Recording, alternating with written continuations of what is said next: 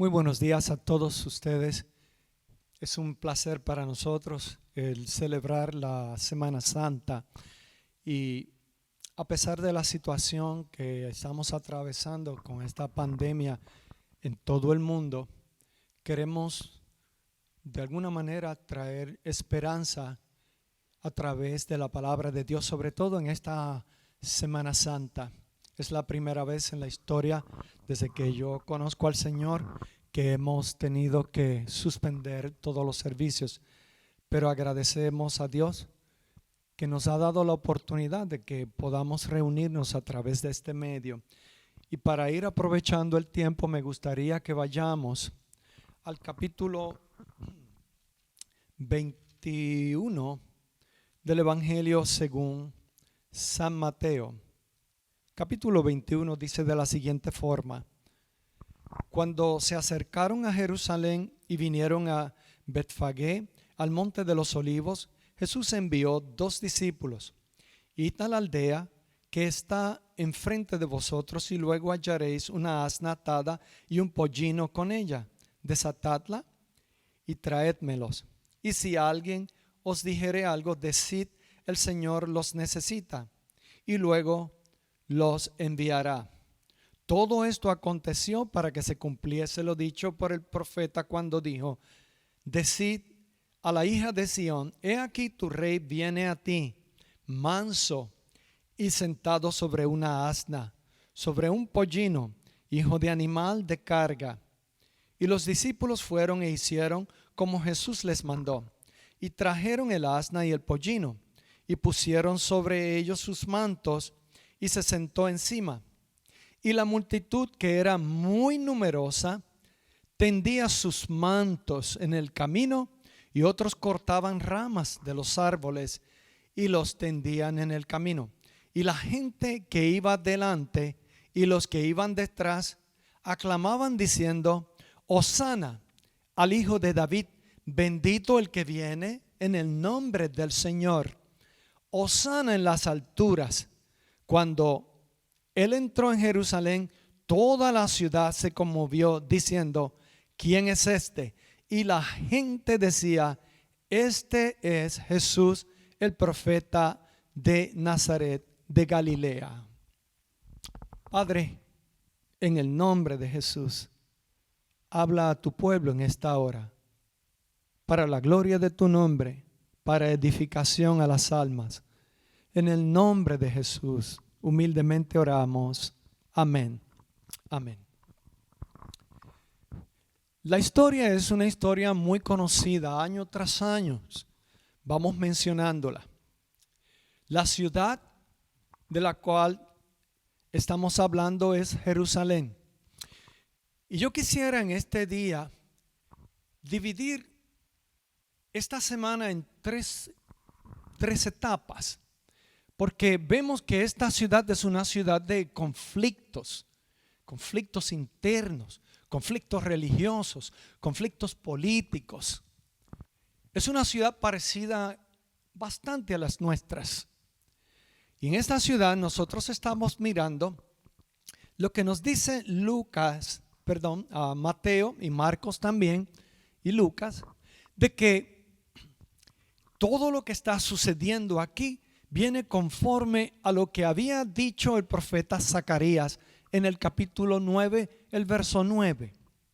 Vemos el cumplimiento profético de esa profecía aquí, cuando Jesús entra a la ciudad de Jerusalén. Observen cuál es la actitud de la ciudad de Jerusalén. Es una actitud de alegría, de celebración. Es una actitud de alabanza también. Mira bien lo que está diciendo: que la gente, cuando supieron que venía Jesús de Nazaret, la gente cortaba ramas de los árboles, las tiraba en el suelo, dándole honor a este gran personaje, a esta celebridad. Otros se quitaban los mantos y lo lanzaban así sobre el suelo para que pasara el Señor montado sobre la asna. Y decían: Hosana, Hosana, bendito el que viene en el nombre del Señor. Es una celebración. Esta misma ciudad, en este día, Domingo de Ramos, que celebramos a través de la historia del cristianismo, uno se pregunta qué condujo a cada uno de estas multitudes a adorar, a alabar al Señor. La respuesta es sencilla. Habían escuchado que Jesús de Nazaret hacía grandes milagros. Había sanado a un cojo, le había dado vista a los ciegos, a los mudos los hizo hablar. Había multiplicado el pan y los peces a una grande multitud. Había confrontado a los demonios y los hacía salir. Cuando examinan los datos que habían escuchado, una de las cosas que ellos analizan es: si este puede hacer eso, también nos puede librar del gobierno de Roma. Que no quiten los impuestos, que dejen el abuso sobre nosotros. Es interesante cómo es la gente. ¿Qué es lo que ellos habían escuchado? Habían escuchado las grandes cosas, las grandes maravillas que Cristo hacía. Pero lo que es sorprendente, la misma ciudad, el mismo grupo, ya para el viernes habían cambiado de opinión. Ya no decían Hosana. Ahora gritaban crucifícale. Cuando Pilato les pregunta ¿qué debo hacer con Jesús llamado el Cristo? Este mismo grupo que aquí alaba, ya para el viernes está diciendo crucifícale, crucifícale. Pero qué mal ha hecho, crucifícale, crucifícale. Es un cambio muy radical. Por lo tanto, nosotros debemos analizar por qué ese contraste. En el capítulo 27, para darle un marco de referencia del Evangelio según San Mateo, lo hace de una manera muy descriptiva. En este capítulo 27 me asombra ver lo que el verso 20 dice: pero los principales sacerdotes y los ancianos persuadieron a la multitud que pidiese a Barrabás y que Jesús fuese muerto. Versículo 21 dice: respondiendo el gobernador, refiriéndose a Pilato, les dijo: ¿a cuál de los dos queréis que os suelte? Y ellos dijeron: a Barrabás. Y Pilato le dijo: ¿qué pues haré de Jesús llamado el Cristo? Todos le dijeron: sea crucificado. Y el gobernador les dijo: pues qué mal ha hecho. Pero ellos gritaban aún más diciendo: sea crucificado. Y así fue. La pregunta que tenemos que hacer es: este contraste que existe en esta multitud, el domingo le alaban, el viernes piden que lo crucifiquen. ¿Qué realmente hizo el cambio? ¿Por qué cambiaron de manera radical? ¿Cómo sucedió? ¿Qué factores fueron los que influyeron para que apoyaran la muerte de alguien que realmente no había hecho nada? ¿Qué realmente es el mensaje para este tiempo, para nosotros? Los tres factores que entiendo son los siguientes.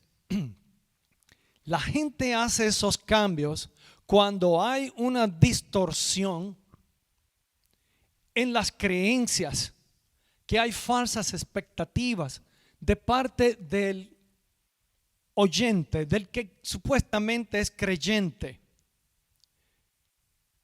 Buscan entonces el llevar una fe completamente distorsionada, creyendo que andan con la verdad. En el caso que vamos a analizar, utilizan los líderes religiosos en el capítulo 27, según San Mateo, el verso 1, venida la mañana, todos los principales sacerdotes y los ancianos del pueblo entraron en consejo contra Jesús para entregarle a muerte, y le llevaron atado y le entregaron a Poncio Pilato, el gobernador.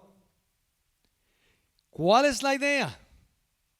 Que ellos, como sabían que tenían una fe completamente distorsionada, ambos utilizaron su influencia para que pidieran de que Jesús fuera condenado y Barrabás, que era un malhechor, un asesino, lo soltaran, le dieran libertad. Mira lo siguiente. En el capítulo 2, fíjense lo que es el arte de engañar. El arte de engañar. En el capítulo 2 del Evangelio según San Juan, capítulo 2, Evangelio según San Juan, dice Jesús de la siguiente forma. En el versículo 18 le preguntaron los judíos respondieron y le dijeron: ¿qué señal nos muestras ya que haces esto? Respondió Jesús y les dijo: destruid este templo y en 3 días lo levantaré. Mira bien, destruid este templo y en 3 días lo levantaré. En el versículo 20 dijeron: luego los judíos, en 46 años fue edificado este templo y tú en 3 días lo levantarás. Mas él hablaba del templo de su cuerpo. Por tanto, cuando resucitó de entre los muertos, sus discípulos se acordaron que había dicho esto y creyeron la escritura y la palabra que Jesús había dicho. Los discípulos creyeron. Pero ahora mira lo que es el arte de el engaño. En Mateo capítulo 26, el versículo 59, mira cómo se distorsionan las cosas. Y los principales sacerdotes y los ancianos y todo el concilio buscaban falso testimonio contra Jesús para entregarle a la muerte. Y no lo hallaron, aunque muchos testigos falsos se presentaban. Pero al fin vinieron 2 testigos falsos que dijeron: este dijo, puedo derribar el templo de Dios y en 3 días reedificarlo.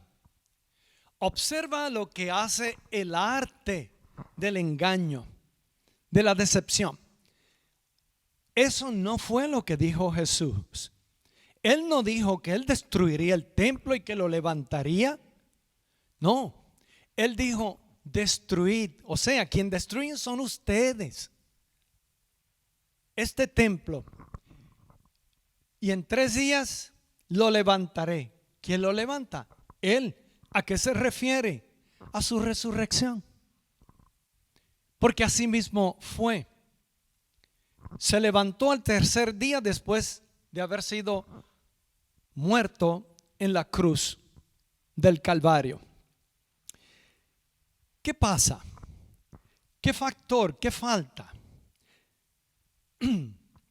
¿Qué decisiones torpes las que se tomaron con una distorsión a las palabras de Jesús? Dentro de esta decisión, tomaron la decisión, dirigidos por los líderes religiosos, que mataran a Jesús de Nazaret, el cual nunca había hecho ningún mal. Ese mismo espíritu de distorsión de las escrituras lo puedes ver en estos días. Esta semana en Nueva York uno de los grupos que más ha ayudado a los neoyorquinos. Es el proyecto de Samaritan's Purse, dirigido por Franklin Graham. Allí en Central Park hay muchas camas, pusieron tiendas para poder ayudar y darle tratamiento a las personas que hayan sido infectadas con el COVID-19. Muchos han estado agradecidos. Los medios, sobre todo la prensa liberal, ha tratado de esconder el que eso se haga. Incluso en Puerto Rico, cuando se dio la noticia que pusieron las casetas, nunca se mencionó el nombre de Samaritan's Purse. ¿Por qué? Porque Samaritan's Purse hace las cosas para la gloria y la honra del Señor Jesucristo. Lo más escandaloso ha sido que en estos días sale un reportero de la cadena NBC, escribiendo en contra de lo que está haciendo esta organización, que no discrimina contra nadie. La idea de ellos es ayudar a salvar vidas, porque la ciudad de Nueva York en este momento es la ciudad de mayor contagio en todos los Estados Unidos. Hay muchas razones para ellos, pero pudiéramos hablar de eso en otra ocasión. Lo que hace el liberalismo y la tendencia de seguir al lado de la izquierda. Mas, sin embargo, aquí hay una organización en el nombre de Jesús que ha venido a ayudar y está siendo condenada y está siendo atacada por un grupo de individuos que se ha atrevido a decir que él es un homofóbico, que cómo es posible que el gobierno federal no haya intervenido. Absurdo. Cuando la ayuda viene de parte de un grupo sumamente interesado en la salud, no solamente física, sino también espiritual. Porque aunque hayan personas que vayan, que no creen en el nombre del Señor, aún así tienen el beneficio de recibir ayuda contra esta terrible plaga, la cual están ellos atravesando en esta hora. Pero eso no nos debe sorprender, porque es el arte del engaño, es la especialización que el diablo hace. Lo hizo en los tiempos de Jesús. ¿A quién escogió? Escogió a los sacerdotes, a los religiosos de esa época que distorsionaban la palabra de Dios para hacer de sus mañas, con su astucia, matar al Señor, el autor y consumador de nuestra fe, el deseado de las naciones, como nos dice el antiguo profeta. Esto es lo que hace que muchas personas también se apartan cuando está distorsionada la fe que les han predicado. ¿Por qué la gente abandona en muchos lugares a su iglesia? Otros abandonan la fe por completo. ¿A qué se debe? Que dejan de creer, que dejan de congregarse. ¿Por qué? Porque han puesto la mirada donde no deben poner la mirada, en los defectos de un hombre o de una iglesia que supuestamente está hablando en el nombre del Señor, mas sin embargo está totalmente alejado su corazón de la bondad, de lo que realmente significa amar a Cristo. La compasión, la piedad, el amor, el perdón. Esto es sumamente importante para esta época en la cual nos ha tocado vivir, porque hay muchas personas que al quitar los ojos de Jesús y colocarle los defectos de otra persona, por las razones que sean, los ha apartado del evangelio del Señor. Tengamos cuidado ¿Qué te influyó a hacer esto? En este caso, vemos que la distorsión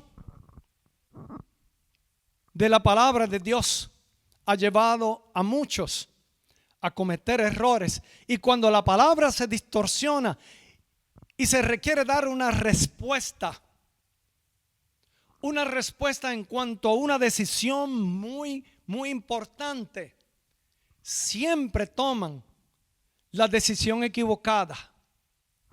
Crucifícale.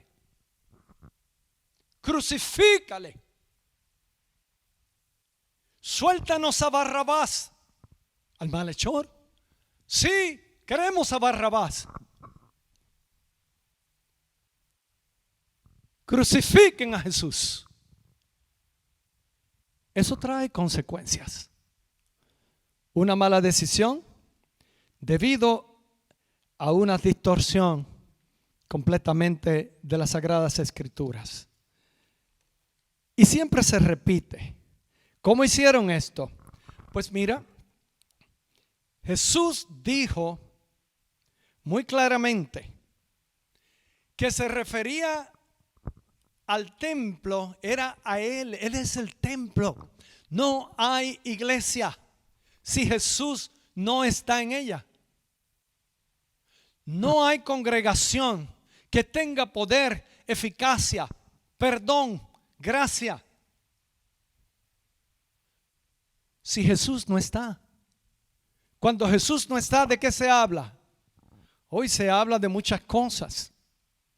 Tu mejor vida ahora, alguien escribió por ahí un libro, mas sin embargo no mencionan que la mejor vida ahora tiene que ser cuando recibimos a aquel que muere en la cruz del Calvario por nuestros pecados. Si vamos a hacer una entrada, a celebrar una entrada triunfal, tenemos que tomar en cuenta que nosotros aceptamos al Señor Jesucristo. No importa lo que habrá de suceder ni lo que habrá de venir, porque nuestro destino final no es este planeta. Somos el pueblo destinado a vivir con Cristo Jesús por toda la eternidad. Cuando nos acercamos y creemos que Jesús ocupó el lugar que te correspondía a ti, a mí, a todos nosotros en la cruz del Calvario. Cuando yo creo eso, ese es el evangelio de Jesús. Ese es el evangelio que salva. Ese es el evangelio que nos hace crecer. Observa que en el arte de la decepción siempre aparece el falso testigo. El falso testigo distorsiona las cosas. Pero los que vivimos conforme a la palabra de Dios, los que hemos creído y hemos aceptado que Jesús es el Señor, el Salvador del mundo, sabemos que hemos tomado una buena decisión, la más importante en la vida. ¿Por qué? Porque sin Cristo no hay vida eterna. Solo Cristo puede darte vida eterna y vida en abundancia, independientemente de las fuerzas de mal que en este momento estén atacando al pueblo de Dios. ¿Sí? Observemos bien las cosas. ¿Qué distorsión ha hecho que algunos se hayan apartado de la fe? Me gustaría que miremos lo que 57 días después de la entrada triunfal en el libro de los Hechos se está celebrando. En el libro de los Hechos, en el capítulo 2 se está celebrando el día de Pentecostés. Y estando allí, van a ver a Pedro, quien le había negado en una oportunidad, quien conoció bien lo que es el perdón de pecados. Pedro dice en el capítulo 2, en el versículo 21, dice Hechos 2:21, y todo aquel que invocare el nombre del Señor será salvo. Varones israelitas, oíd estas palabras: Jesús Nazareno, varón aprobado por Dios entre vosotros, con las maravillas, prodigios y señales que Dios hizo entre vosotros por medio de él, como vosotros mismos sabéis. A este, entregado por el determinado consejo y anticipado conocimiento de Dios, prendisteis y matasteis por manos de inicuos, crucificándole, el cual Dios levantó, sueltos los dolores de la muerte, por cuanto era imposible que fuese retenido por ella. Verso 32 del mismo capítulo de los Hechos, capítulo 2, 32, dice: a este Jesús resucitó Dios, de lo cual todos nosotros somos testigos. Así que, exaltado por la diestra de Dios y habiendo recibido del Padre la promesa del Espíritu Santo, ha derramado esto que vosotros veis y oís. El verso 36, importantísimo: sepa pues ciertísimamente toda la casa de Israel, que este Jesús a quien vosotros crucificasteis, Dios le ha hecho Señor y Cristo. En el versículo 37, al oír esto se compungieron de corazón y dijeron a Pedro y a los otros apóstoles: varones hermanos, ¿qué haremos? Pedro les dijo: arrepentíos y bautícese cada uno de vosotros en el nombre de Jesucristo para perdón de los pecados, y recibiréis el don del Espíritu Santo. Alabado sea Dios. El mismo grupo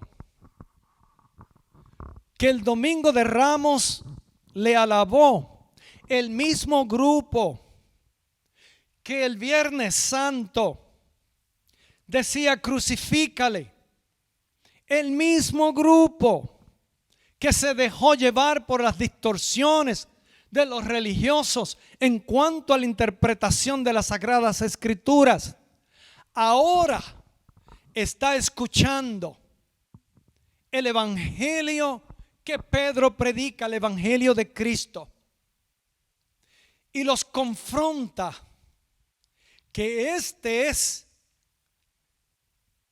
Salvador, Señor, es perdonador. Este mismo grupo es confrontado con su maldad y dice: ¿qué debemos hacer? Reconocieron su falta. Pedro les dijo algo muy importante que es necesario en toda iglesia se predique: arrepentíos. ¿Arrepentido de qué? Por haber matado al Señor Jesucristo. Arrepentíos. Y una vez que se arrepientan, se identifican entonces en las aguas del bautismo con su muerte y con su resurrección. Y la Biblia dice que de ese grupo se salvaron 3,000 personas. Ahora tenían claro lo que era el evangelio, la libertad del pecado que mora en nosotros. Este mismo grupo De aquí va a surgir una iglesia poderosa. De aquí van a surgir los misioneros que irán a otros lugares a llevar el evangelio. De este grupo. Por eso, estudia conmigo lo siguiente. ¿Qué distorsiones hay que te pueden alejar del Señor? Elimínalas. Acepta la gracia y la misericordia de Dios, que te redime, que perdona tus pecados, que quita el mal del medio para que haya comunicación directa con nuestro Salvador. Regresa, porque si hay algo de la cual Jesús se especializa, es en perdonar gente que ha cometido graves pecados, gente que le ha fallado, como lo hizo Pedro, como la mujer samaritana cuando supo quién era, una mujer promiscua, recibe la gracia y la misericordia de Dios. Juan nos habla de una mujer sorprendida en adulterio, quien también es salvada por la gracia y la misericordia de Dios. Y se pueden mencionar 1, 2, 3 casos. Y por ahí la lista es interminable de la gente a la cual Dios ha perdonado con un evangelio claro de salvación, de redención en Cristo Jesús, Señor nuestro. Por eso, esta Semana Santa la hemos comenzado analizando a esta ciudad de Jerusalén. Las consecuencias de haber tomado una mala decisión. Pero también la gracia y la misericordia de parte de nuestro Salvador Jesucristo, quien les da perdón y vida eterna. De eso se trata la Semana Santa, de hablar de la palabra de Dios tal y como fue diseñada por el Espíritu Santo para salvación a las naciones. Y todo aquel que en Él confía tiene vida eterna y no temerá. Cuando la peste destructora venga en la noche, Él te protegerá. Cuando nosotros seamos llamados a estar en gloria con Él, estaremos gozosos para siempre con nuestro Salvador. Celebremos diciendo: Hosana, Hosana, alabado sea el Señor. Hosana, Hosana, bendito el que viene en el nombre del Señor. Y mantengamos claro cuál es la misión de nuestro Salvador y la redención de nuestros pecados. Que el Señor les bendiga, que Dios los guarde, que Dios permita que ustedes disfruten estos momentos íntimos con Él, sabiendo que el Señor Jesucristo está con nosotros, porque es su promesa: yo estoy con vosotros todos los días hasta el fin del mundo. Alabado sea su nombre. Amén.